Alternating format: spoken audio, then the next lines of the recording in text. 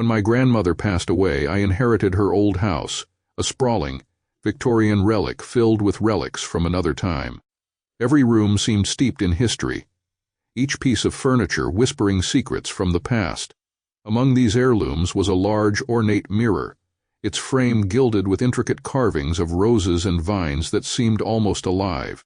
The mirror had always fascinated me. As a child, I'd stand in front of it for hours, tracing the patterns on its frame, mesmerized by the way my reflection seemed sharper, more vibrant, than in any other mirror. But my grandmother had been adamant about one thing: never use the mirror after midnight. As a child, I'd never questioned her warning, but now, standing in her empty house, with her belongings packed away in boxes, the warning seemed more like a relic of superstition than anything else. I brushed it off, deciding it was just an old woman's attempt to keep her curious granddaughter in line. Days passed as I settled into the house, making it my own. The mirror took its place in my bedroom, a centerpiece of sorts, catching the light in a way that made it seem almost enchanted. But as the days turned into weeks, I began to notice strange things about the mirror. It started subtly, little things I could easily explain away. My reflection would linger a split second too long after I turned away, as if the mirror was reluctant to let me go. I'd catch glimpses of movement out of the corner of my eye, only to find nothing there when I looked directly at the glass. I told myself it was just my imagination, heightened by the stillness of the old house. But then the whispers began. At first, they were so faint I thought they were just the house settling, the wind brushing against the windows. But as the nights grew longer, the whispers became more distinct, always coming from the direction of the mirror. They were soft, almost unintelligible, like a conversation happening just out of earshot. I'd strain to make out the words, but they would dissolve into nothingness the moment I focused on them. My sleep became restless, plagued by dreams of the mirror, where my reflection would watch me with an intensity that made my skin crawl. I'd wake up in a cold sweat, convinced that something was wrong, but in the light of day, the fear seemed foolish. The mirror was just a mirror, nothing more. But curiosity is a dangerous thing. One night, after tossing and turning in bed, I decided to stay up and confront my unease. The house was silent, the kind of silence that feels thick and oppressive, pressing in on you from all sides. Midnight was approaching, and I found myself standing in front of the mirror, my heart pounding in my chest. As the clock struck 12, the atmosphere in the room shifted, a palpable tension that raised the hairs on the back of my neck. I stared into the mirror, my eyes locked with my own reflection, daring it to do something, anything, that would break the spell. At first, nothing happened. I began to feel foolish, standing there in the dark, waiting for some imagined horror to materialize. But then slowly, almost imperceptibly, my reflection began to change. I wasn't smiling, but my reflection was. The smile was subtle at first, just a slight curve of the lips, but it grew wider, more menacing, until it was a twisted grin that didn't belong on my face. My heart raced, my breath coming in shallow gasps as I stared, frozen in place, unable to tear my eyes away. Then, before I could react, my reflection moved. It stepped forward out of the mirror, the glass rippling like water as it emerged into the room. I stumbled back, my legs weak with terror, but there was nowhere to run. My reflection, no, the thing that had taken my reflection, stood before me, its smile a grotesque parody of my own. I turned to flee, but the room spun around me, the walls and floor twisting into a vortex of darkness. I felt myself being pulled backward, my body tingling with a sensation that was both icy cold and burning hot at the same time. I tried to scream, but no sound came out as I was sucked into the mirror, the world dissolving around me. When I opened my eyes, I was inside the mirror. I could see my bedroom, but it was distorted, as if I was looking at it through a warped lens. The entity that had taken my place stood where I had been moments before, looking around the room with a predatory gleam in its eyes. It turned back to the mirror, meeting my gaze, and its smile widened. I pounded on the glass, shouting, screaming, but no sound came through. The mirror was a perfect prison, a silent, transparent barrier that held me captive. The entity mimicked my actions, tapping on the glass with one finger, as if mocking me. Then it turned and walked away, leaving me alone in the darkness of the mirror. Days passed, though it was hard to keep track of time. The entity took over my life, slipping into my role as easily as slipping into a new set of clothes. I watched in horror as it interacted with my friends, my family, all of them oblivious to the change. It was me but not me, a malevolent doppelganger that relished the destruction it caused. It started small, sowing seeds of discord among my friends, driving wedges between them with carefully placed lies and insinuations. It reveled in cruelty, saying things I would never say, doing things I would never do. My friends grew distant, confused, hurt, but none of them suspected the truth, and all the while I was trapped, powerless to stop it. The whispers began to make sense in my prison. They were the voices of those who had been trapped before me, their souls forever caught in the mirror's depths. They warned me of what was to come, that the entity would slowly unravel my life, leaving nothing but chaos and ruin in its wake. But they also whispered of a way out. There was a ritual, they said, a way to break the mirror's hold, but it required a sacrifice, something precious, something that bound me to the world outside the mirror. I was desperate, willing to do anything to escape, to stop the entity from destroying everything I loved. I waited, biding my time, watching for the right moment. The entity had grown bold, careless, thinking it had won. It didn't know I was still fighting, still searching for a way out. Then one night, it brought a photograph to the mirror, one of me and my grandmother, taken years ago. The entity looked at the photo with a strange expression, almost as if it was remembering something. That was my chance. I focused all my will, all my rage and desperation on that photograph, channeling the whispers of the others into one powerful surge of energy. The glass of the mirror began to crack, hairline fractures spreading out from where my hands pressed against the inside. The entity realized what was happening too late. With a final desperate push, I shattered the mirror, the sound of breaking glass echoing like a scream. The world spun around me, and I felt myself being pulled back, out of the darkness into the light. When I opened my eyes, I was lying on the floor of my bedroom, the mirror shattered into 1,000 pieces around me. I was free, but the room was cold, and the shadows seemed to shift and move in the corners of my vision. The entity was gone, but its presence lingered, a reminder that the mirror's curse was not so easily broken. I've since moved the broken pieces to the attic, hidden away where I can't see them. But I know they're still there, waiting, and every night, just before midnight, I hear the faintest whisper coming from the direction of the attic, a soft, insistent voice that reminds me, the mirror is never truly broken, and neither are the things that come through it.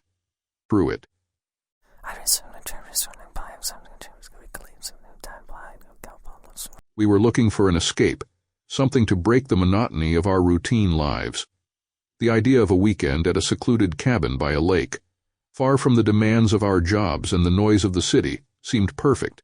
When Sarah found the listing online, the place looked like a dream, nestled deep in the woods, with a serene lake right at the doorstep.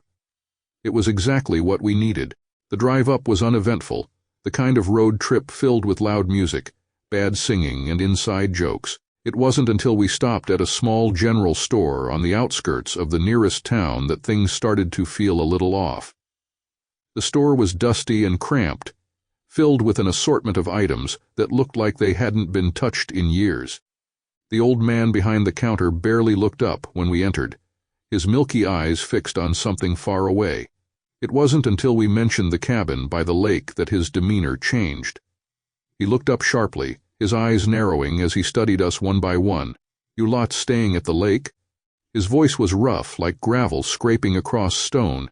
"Yeah, we rented a cabin for the weekend," Matt said, oblivious to the tension that suddenly filled the room. The old man shook his head slowly, a look of what I could only describe as pity crossing his weathered face. "You'd best be careful up there. That lake's not right. People go missing, and those that come back, they ain't the same." Sarah laughed, a nervous edge to her voice. "Come on, it's just an old lake. Don't tell me you believe in those superstitions." The old man didn't smile. He just looked at her with those pale eyes, his lips pressing into a thin line. "There are things in that water," he muttered, "things that don't belong in this world." We left the store quickly after that, the uneasy silence between us broken only by the sound of the car engine as we continued up the winding road to the cabin. The cabin itself was beautiful, just as advertised. A rustic log structure with a wide porch overlooking the lake, surrounded by towering pines. The lake was calm, the surface like glass, reflecting the orange and pink hues of the setting sun. For a moment, the old man's warning was forgotten, replaced by the peace of the place. That first night, we gathered around the fire pit, roasting marshmallows and telling stories, our laughter echoing across the still water. But as the night wore on, something changed. The air grew heavy, the crackling of the fire the only sound as the conversation dwindled. It was Matt who noticed it first, the faint splashing coming from the lake. He stood up, peering into the darkness, but we couldn't see anything beyond the ring of firelight. Probably just some animals, he shrugged, though his voice lacked its usual confidence. We all agreed, though uneasily, and returned to our conversation, trying to shake off the feeling of being watched. But as the night deepened, the splashing continued, growing louder, closer. It sounded deliberate, like something or someone was moving through the water with purpose. Eventually, we retreated inside the cabin, bolting the door behind us. None of us admitted to being scared, but we all felt it, the unspoken dread that had settled over the group. The next morning, the lake was perfectly still again, the events of the previous night seeming like a bad dream. We laughed about it over breakfast, convincing ourselves it was just our imaginations running wild. But as the days went on, the strange occurrences became harder to ignore. We started seeing shapes moving beneath the water, dark, shadowy figures that would appear for just a moment before vanishing into the depths. At first, we thought it was just tricks of the light or debris drifting below the surface, but the shapes became more distinct, more deliberate. One afternoon, as we were lounging on the porch, I saw it clearly, a large dark mass slowly rising towards the surface, just under the water. I called out to the others, but by the time they looked it was gone, leaving only ripples behind. "You sure you're not just seeing things, Mike?" Sarah asked, though her attempt at a joking tone fell flat. "I know what I saw," I insisted, but even as I said it, I felt a creeping doubt. The lake was playing tricks on us, blurring the lines between reality and imagination. That night, the splashing returned, but this time it was accompanied by something else, a low, melodic sound, almost like a voice singing just below the threshold of hearing. It was soft, hypnotic, and it seemed to come from all around us, carried on the breeze from the lake. Matt was the first to notice it, his head cocked to one side, as if listening to something the rest of us couldn't hear. He stood up slowly, his eyes glazed over, and began walking towards the lake. "Matt," I called out, but he didn't respond. Sarah and I exchanged a worried glance before following him. "Matt, where are you going?" Sarah grabbed his arm, trying to pull him back, but he shook her off, his movements jerky and unnatural. "It's calling me," he whispered, his voice distant. "I have to go." Before we could stop him, he broke into a run, heading straight for the water. We chased after him, shouting, but he didn't slow down. He hit the water at full speed, splashing through the shallows before diving under the surface without hesitation. We stopped at the water's edge, panic rising in our throats as we scanned the lake for any sign of him. The water was churning, disturbed by his entry, but there was no sign of Matt. We called out his name over and over, but there was no response. The lake was silent again, the surface smoothing out as if it had never been disturbed. Sarah was the first to break, falling to her knees at the shore, sobbing uncontrollably. I stood frozen, my mind struggling to process what had just happened. It didn't make sense. Matt was a strong swimmer, he should have resurfaced by now. But he didn't. We spent hours searching, circling the lake, calling out for him, but there was nothing, no sign of Matt, no trace of where he had gone. The lake had swallowed him whole. The next morning, Sarah and I were desperate to leave. We packed our things in a frenzy, ready to get as far away from that cursed lake as possible. But when we stepped outside, we were met with a thick, impenetrable fog that had rolled in overnight, obscuring the path back to the road. "We can't stay here," Sarah said, her voice trembling. "We have to find a way out." But the fog was like a wall, wrapping around the cabin and the lake, trapping us in a bubble of cold, damp air. No matter how far we walked, the path always led us back to the lake, as if the woods themselves were conspiring to keep us here. As the day wore on, the oppressive silence of the fog weighed on us, the stillness broken only by the occasional rustle of leaves or the distant cry of an unseen bird. But then, as evening approached, the fog seemed to thicken, the air growing colder, and that strange melodic whisper returned, carried on the wind. Sarah stiffened beside me, her eyes wide with fear. "Do you hear that?" I nodded, my throat tight. It was the same sound Matt had heard, the one that had drawn him into the water, and now it was calling to us. We tried to block it out, covering our ears, but the sound seemed to come from within, burrowing into our minds, filling our thoughts with that haunting melody. It was soothing, almost comforting, but underneath there was something dark, something hungry. Sarah was the first to crack. She clutched her head, her face contorted in pain as she backed away from me, towards the water. "No, I can't. I have to go." "Sarah, no." I grabbed her arm, trying to pull her back, but she fought me, her strength fueled by the compulsion to answer the call. I held on as long as I could, but she was relentless, her eyes unfocused, fixed on the lake as she stumbled towards it.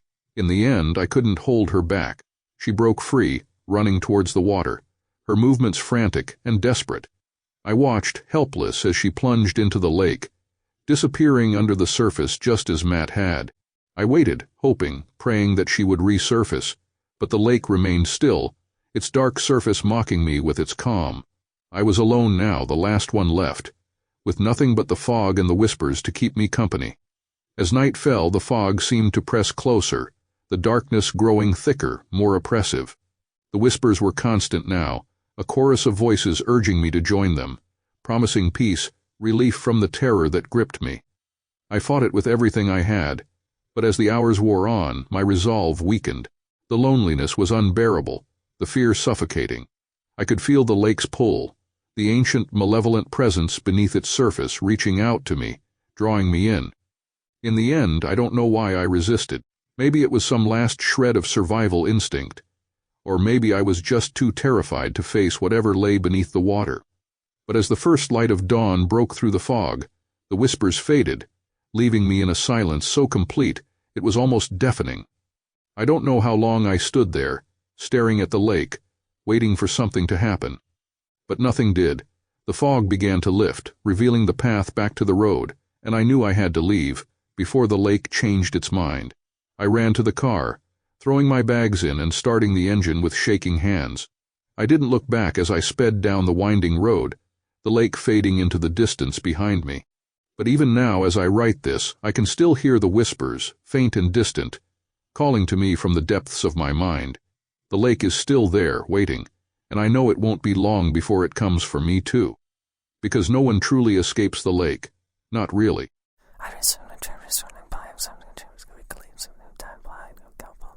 I had heard the stories for years, whispers about the ghost lights and the mournful cries that echoed through the dense woods surrounding the small, isolated town of Ravenscroft. As a journalist with a penchant for the unexplained, I'd always been drawn to these tales, though I never imagined I'd find myself here. Standing at the edge of those very woods, a camera slung over my shoulder and a recorder in my hand. The locals had been wary when I arrived, their eyes shadowed with something I couldn't quite place. Fear. Whatever it was, it only fueled my curiosity. I had come to Ravenscroft for a story, and I wasn't leaving until I got one. The sun was beginning to set, casting long shadows over the town as I made my way to the forest's edge. The air was thick with the scent of pine and something else, something metallic that made the hairs on the back of my neck stand up. The forest loomed before me, an impenetrable wall of dark green, and for a moment I hesitated. But then the thought of what lay beyond those trees pulled me forward, and I stepped into the underbrush, the foliage swallowing me whole. The first hour was uneventful, though I couldn't shake the feeling of being watched. I snapped photos of the twisted trees, their branches intertwining like gnarled fingers, and recorded the quiet rustling of leaves, the occasional distant animal cry. But as the light began to fade, my equipment started to malfunction. The camera flickered, and the recorder hissed with static. I cursed under my breath, smacking the devices as if that would somehow fix them. It was then I noticed the forest seemed to be closing in on me, the trees pressing closer, their trunks impossibly wide and old, their roots thick and knotted, snaking across the ground like ancient serpents. That's when I saw the lights. At first I thought they were fireflies, tiny floating orbs of pale blue light, weaving through the trees. But these were different, larger, their glow cold and eerie. They moved with purpose, circling around me, almost playful in their dance. I reached out, half in awe, half in terror, and the lights pulled back, retreating deeper into the woods. Without thinking, I followed. The deeper I went, the more disoriented I became.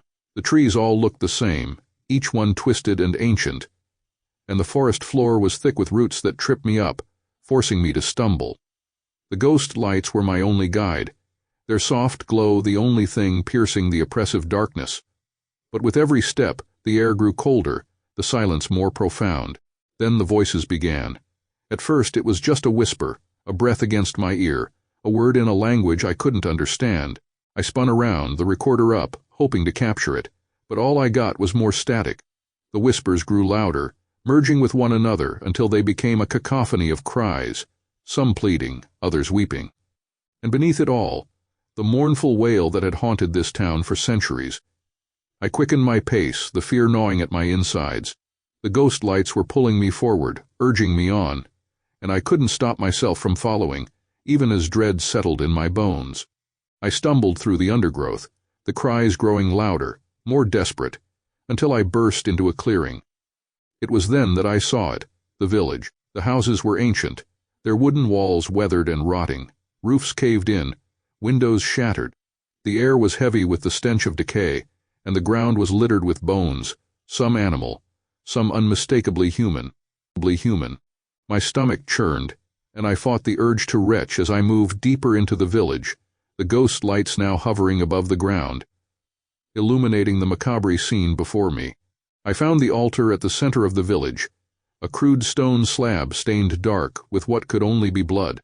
Symbols were carved into the stone, their meaning lost to time, but I knew without a doubt they were used for rituals, dark, ancient rituals that the villagers had performed to appease whatever spirits haunted these woods. The whispers grew louder, circling around me, a whirlwind of voices that filled my head, making it impossible to think. I dropped to my knees, clutching my head as the cries of the sacrificed echoed through my mind, their pain and terror overwhelming. The ghost lights swirled above the altar, and I realized with a sickening clarity what they were, spirits of those who had been offered up. Bound to this place by the rituals, their souls trapped in an endless cycle of torment, and now they were demanding more. I tried to stand, to flee, but the ground beneath me seemed to shift and move, roots wrapping around my legs, pulling me down. The trees closed in, their branches reaching out like skeletal hands, trapping me in the clearing. The whispers grew louder, a chant in that same unknowable language, and I knew with a cold certainty that I was the next offering. I struggled against the roots, my heart pounding in my chest as I tried to free myself. But it was no use. The forest had claimed me, just as it had claimed countless others before me. The ghost lights circled closer, their glow intensifying, and the air grew thick with the scent of blood and decay. I felt the roots tighten around my chest, squeezing the breath from my lungs as the chanting reached a fever pitch. The world spun, and the last thing I saw before darkness claimed me was the ghost lights, their pale blue glow flickering like dying embers, and the faces of the sacrificed, their eyes wide with terror, staring at me from the shadows. When I awoke, the forest was silent, the ghost lights gone. I was lying on the altar, my clothes soaked in blood, though I was unhurt. The village was empty, the houses crumbling into dust, and the whispers had faded to nothing. But I knew they were still there, watching, waiting. I stumbled back through the forest, the trees no longer shifting, the path clear before me. When I finally broke through the tree line and into the light of the town, I collapsed on the ground, gasping for air, my mind reeling from what I had witnessed. The locals found me there, their eyes full of the same shadowed fear, and they helped me to my feet, guiding me back into the town. I wanted to tell them what I had seen, but the words wouldn't come. They didn't need to hear it. They already knew. As I left Ravenscroft the next morning, the forest loomed in my rearview mirror, a dark, impenetrable mass that seemed to pulse with a life of its own. The ghost lights had vanished with the dawn, but I knew they would return as soon as the sun set, waiting for the next outsider to stumble into their trap.